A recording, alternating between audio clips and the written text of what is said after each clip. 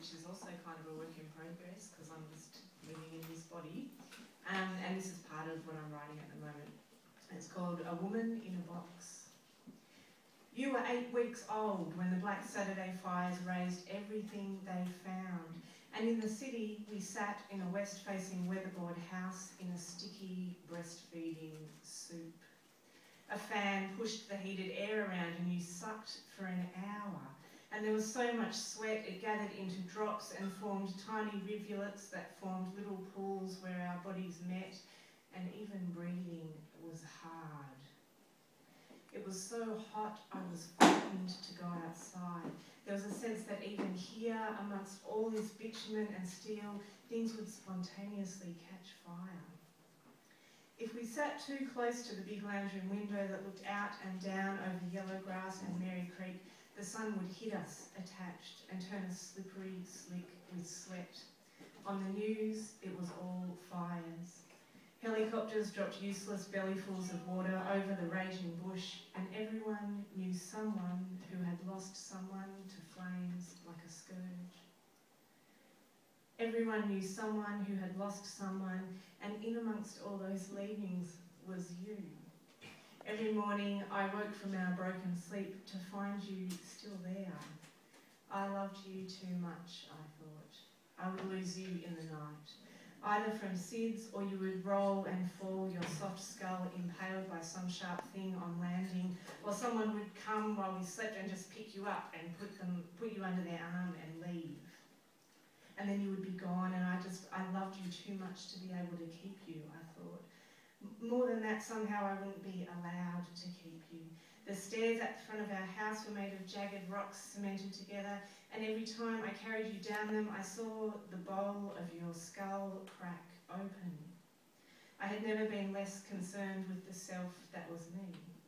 I was all breasts and milk and a craving for barbecued chicken and watermelon at 3 in the morning because you were drinking every ounce of energy I had. I was arms and voice. I was food. On Black Saturday, we couldn't stay in the house. The weatherboard walls radiated, and even putting you under a table draped with a wet sheet, a fan blowing through the soaked fibres couldn't cool you. I put a singlet over your nappy and we rushed into the car where the air conditioning fought to cool us. You cried all the way to Richmond, and I scratched the roof of the car and sang Do, a deer, a female deer, Ray, a drop of golden sun, over and over again, because sometimes the scritching and the beat of the song would work its way past your discontent and settle your yell. At Victoria Gardens, I prayed for cool, but on a 45-degree day, it wasn't possible. At least it was less hot. When we arrived, you were hungry, so I pushed you past the families camped out in the food court with backgammon sets and sweating drinks and found the parents' room. Sanctuary in a shopping centre. A change table, a toilet, little curtained-off rooms with reclining chairs. I was so relieved I nearly cried. I settled myself inside the beige walls, pulling across a jaunty lime green curtain. You fed. At some point, a 2-year-old poked his head in to see what was happening, and his mother pulled him away, issuing an embarrassed sorry, as if he had seen me on the toilet or caught me picking my nose. I was split. I breastfed in public to make a point, because lactating breasts, when they are taken outside the home, are capable of disrupting the borders of morality, discretion, taste and politics. In short, breasts are capable of transforming legislation, citizenship and cities themselves. It takes guts to challenge social scripts about bodies and about where and how those bodies should behave every day, many times a day. That day, that little room meant I was unlooked at, and you fed undisturbed, and almost no one sought my eye or my nipple but you. I was not unaware, though, that I was a woman in a box who travelled to other boxes to sit next to women in boxes. I may not have been looked upon, but nor could my baby and I gaze at others.